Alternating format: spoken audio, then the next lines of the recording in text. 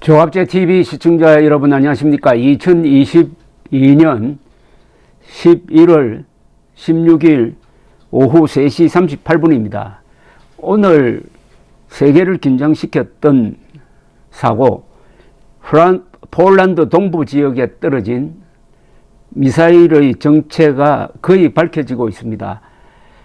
두 사람이 죽었는데 이 미사일은 러시아가 쏜 것이 아니고 러시아가 우크라이나에 미사일 공격을 하니까 우크라이나가 그 미사일에 대응하기 위해서 쏜 지대공 미사일이 빗나가서 인접한 폴란드에 떨어진 것으로 보입니다.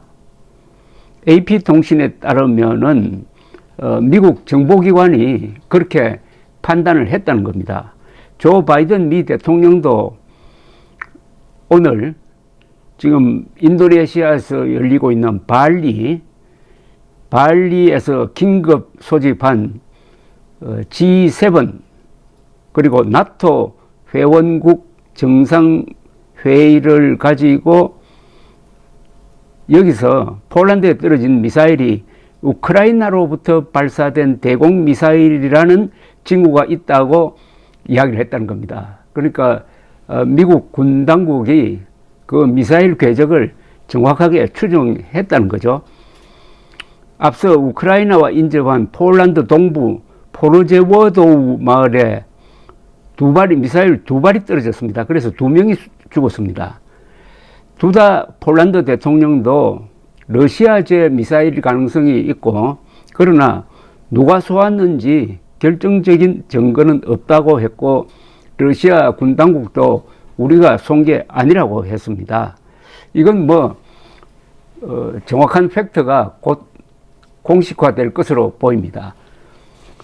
우크라이나가 지금 러시아가 쏜 미사일에 대응하는데 급급합니다. 하루에도 한 100발씩 날리고 있습니다. 러시아는 지상전에서는 불리하니까 미사일을 마구 쏘는데 그 표적이 우크라이나 전역입니다. 주로 이 전력 공급망을 때리고 있습니다. 그 중에 우크라이나가 대응하기 위해서, 그걸 요격하기 위해서 쏜 미사일이 빗나간 것으로 이렇게 지금은 추정이 되고 있습니다. 이 미사일을 잘못 쏘는 경우는 어느 나라에나 있는 일입니다. 그런데 정말 이 아찔한 일들이 많고 엉뚱하게 이 여객기를 미사일로 격추시킨 예가 있습니다. 이 고의적으로 격추시킨 거는, 그런데 이게 우크라이나와 관련된 게 많아요. 2014년 7월 17일 말레이시아 항공 17편이 암스테르담에서 출발을 해가지고 날아가는데, 그때 아마 저 호주 쪽이었을 겁니다. 착륙 예정지는 298명이 탔습니다. 그런데 우크라이나 상공을 지날 때 우크라이나 동쪽의 러시아 측 반군이 지대공 미사일을 쏘았습니다. 한 3만 피트를 나르고 있었는데 그게 명중을 해가지고 298명 전원이 사망을 했습니다. 이거는 반군들이 떨어진 비행기 파편을 배경으로 해가지고 아주 자랑하는 사진까지 찍고 해가지고 명확하게 밝혀졌습니다. 그때 미사일 시스템이 부커 미사일 시스템이라고 이 러시아제였습니다. 이뿐만 아닙니다. 2001년입니다. 2001년에는 그때 러시아 민항기인데 투볼레포 154 여객기가 흑해 연안을 지나다가 이번에는 우크라이나 군이 쐈어요. 물론 이게 적기라고 오인을 했겠죠. 지대공 미사일을 쐈는데 78명이 그냥 몰살을 했습니다. 또 있습니다. 또 이게 우크라이나와 관계돼요. 2020년입니다. 이란에서 테헤란을 이륙한 우크라이나 여객입니다.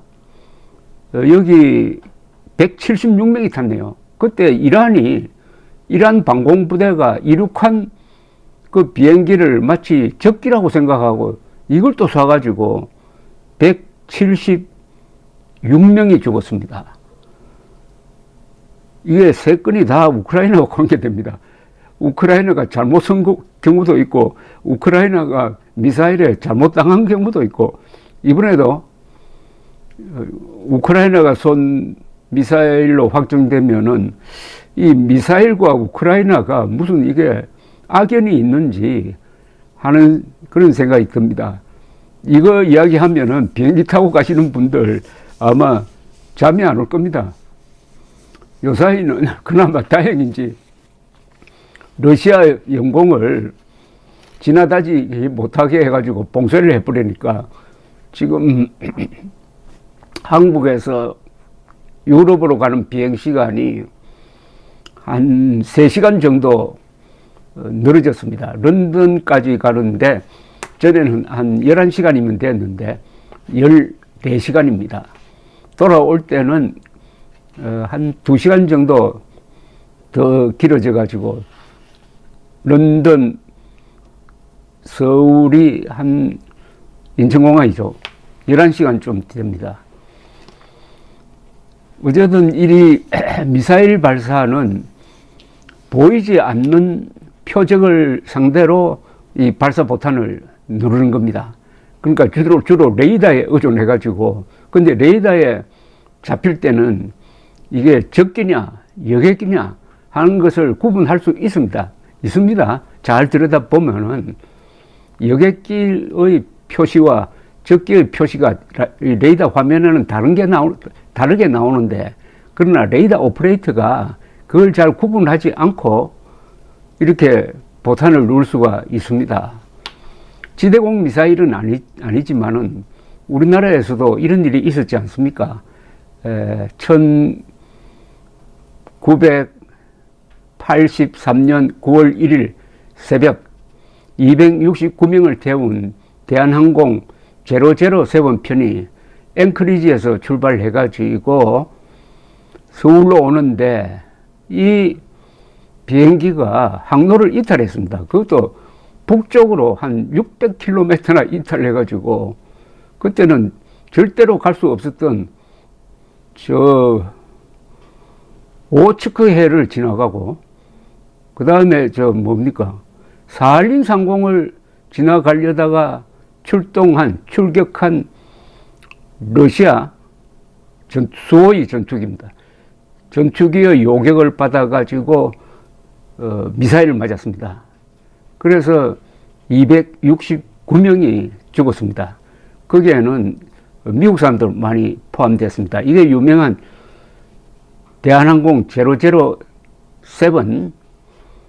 피격 사건인데, 이걸 가지고 미국이 당시에 소련을 압박하는데 아주 잘 이용을 했습니다. 269명의 시신을 제대로 수습도 하지 못했는데, 나중에 소련 제국이 무너지고 이제 옐친 정부가 들어서니까 그때 한소 관계가 좋아졌습니다. 옐친이 한국에 올 때 선물을 주었습니다. 바로 떨어진 007 보잉 747에 실려있던 블랙박스, 비행 기록 장치죠. 블랙박스를 수거한 걸 우리한테 넘겼습니다. 그걸 조사를 해보니까 조종사들이 자기들이 지금 항로를 이탈해가지고 소련 상공을 지나간다는 의식을 전혀 하지 못하고 당한 사실을 알 수가 있었습니다. 그래서 그건 지금도 미스터리로 남아 있습니다. 제가 비행사고를 워낙 많이 취재하다가 보니까 저는 비행기를 타면은 잠이 잘 오지 않습니다. 이런 사건들이 자꾸 연상이 돼가지고. 그러나 통계적으로는 세계에서 가장 안전한 교통수단은 비행기죠.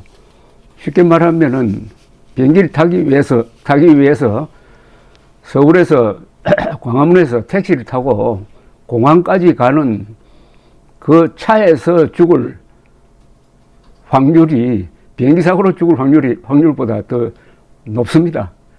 그러나 이 비행기는 일단 공중에 떠 있는 동안에는 불안하죠. 비행기는 언젠가는 땅에 내려야 합니다. 그 뭐 공중에 하루 종일 떠 있을 수가 없습니다. 그러니까 비행기 타면은 불안합니다. 오늘 우크라이나가 잘못 쏜 미사일로 우크라이나를 도와주는 폴란드 사람 2사람이 죽었습니다. 사고는 끊이지를 않습니다. 뭐 이번에 이태원 사고도 그렇지만은 인간은 불완전합니다. 그리고 인간이 만든 기계도 불완전합니다. 사고는 오늘 또 일어났고 내일 또 일어날 겁니다. 인간이 존재하는 한 사고는 계속 일어나게 되어 있습니다. 감사합니다.